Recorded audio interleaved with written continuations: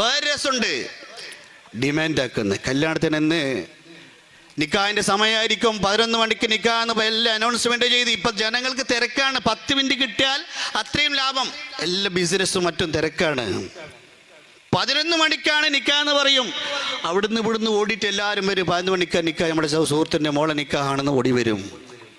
വന്നിട്ട് 2 പാർട്ടിക്കാരും ആ കൂട്ടരെത്തും ഈ കൂട്ടരെത്തും എല്ലാവരും എത്തും. എത്തിയിട്ട് സമയമായി കുറച്ച് നിൽക്കണം ഉസ്താദേ, കുറച്ച് നിൽക്കണോ. ഇത് വിവാഹത്തിൻ്റെ മാത്രമല്ല, നിശ്ചയത്തിൻ്റെ ഇടയിൽ സ്വഭാവം. നിശ്ചയത്തിന് വേണ്ടിയിട്ട് പോവും. പുരക്കാര് ഭക്ഷണവും മറ്റെല്ലാം ഒരുക്കി വെക്കും. പെണ്ണിൻ്റെ പുരക്കാർ, ആണിൻ്റെ പുരക്കാർ വരണം.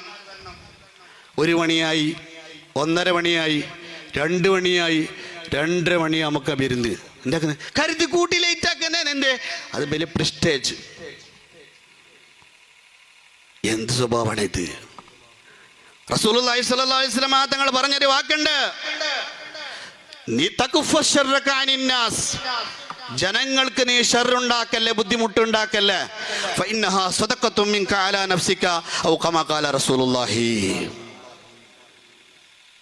യഥാർത്ഥ മുസ്ലിമാരെന്ന് റസൂലുള്ളാഹി തങ്ങൾ ചോദിച്ചപ്പോൾ റസൂലുള്ളാഹി തങ്ങൾ പറഞ്ഞത്, അൽ മുസ്ലിമു മൻ സലിമൽ മുസ്ലിമൂന മിൻ ലിസാനിഹി ഔ യദിഹി. നാവ് കൊണ്ടും കൈകൊണ്ടും മറ്റുള്ള മുസ്ലിമീങ്ങൾ രക്ഷപ്പെട്ടാൽ അവൻ യഥാർത്ഥ മുസ്ലിമാണ്. അതേ റസൂലുള്ളാഹി സ്വല്ലല്ലാഹു അലൈഹി വസല്ലം തങ്ങൾ പറഞ്ഞത്, നിന്നെ കൊണ്ട് ഒരാളും ബുദ്ധിമുട്ടാവാതിരിക്കുന്നത് അത് പടച്ചന്റെ വക്കൽ കൂലിയുള്ള കാര്യമാണെന്ന് റസൂലുള്ളാഹി. എന്തിനാണ് ഈ പ്രസ്റ്റേജ്? ആ നാട്ടിൽ ആ വീട്ടുകാർ ഇവർ വരാതെ ഭക്ഷണം കഴിക്കാൻ പറ്റുമോ? ആ വീട്ടിലത്തെ രോഗികളുണ്ടാകും, ഷുഗർ ഉണ്ടാവും, പ്രഷറുള്ളവരുണ്ടാവും. അവരെല്ലാം കാത്ത് 2:30 മണിക്ക് വരും. പിന്നെ ഭക്ഷണം കഴിക്കുന്നത് 3 മണിക്ക്.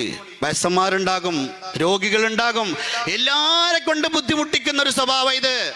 അത് വിവാഹത്തിന്റെ നിശ്ചയമായ ദിവസമാത്തിലും പിറ്റേ ദിവസം വിരുന്നിൻ്റെ ഒന്നും അങ്ങനെ വിരുന്നുകാര് വരാൻ വേണ്ടി പുരക്കാര് ഭക്ഷണം ഒരുക്കിയിട്ട് കാത്തിരിക്കുകയാണ്. 2 മണി, 2:30 മണി, 3 മണി വരെ ആക്കുക. ഞങ്ങൾ ഉണ്ട്, അടുത്തുണ്ട് എന്ന് കരുതി കൂട്ടി പിന്തിക്കുന്ന സ്വഭാവം.